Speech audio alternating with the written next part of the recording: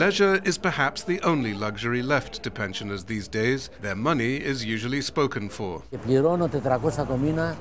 I'm paying off a home improvement loan. My children don't have work, so I spend the rest of the money helping them and my 2 grandchildren, as well as paying utilities and property tax. Pensions now make up 17% of the economy, and they've become a safety net for society as a whole. But at $18 billion this year, they're also the government's biggest expense, despite being cut by half to an average of $900 a month. There simply aren't enough contributions coming into pension funds because a quarter of Greek workers are unemployed, and the funds were crippled when they were forced to accept a $28 billion loss on government bonds they had invested in. A High Court decision due next month could raise the government's bill by anything between $500 million to $5 billion a year, because it is expected to rule some of the pension cuts unconstitutional. That's likely to widen the gap between Syriza and creditors who want further pension cuts. At the moment, there are conflicting views in the talks.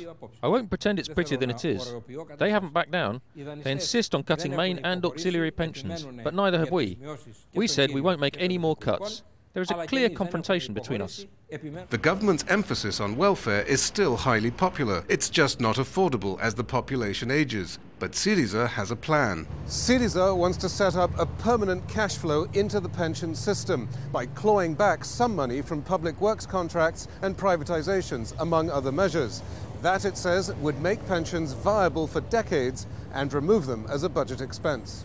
In theory, that should also remove them from the negotiating table, but similar long-term planning for education and making the economy more productive appear to be absent. And the money Syriza wants to earmark for pensions is money creditors want diverted to pay off the debt, which is now higher than ever.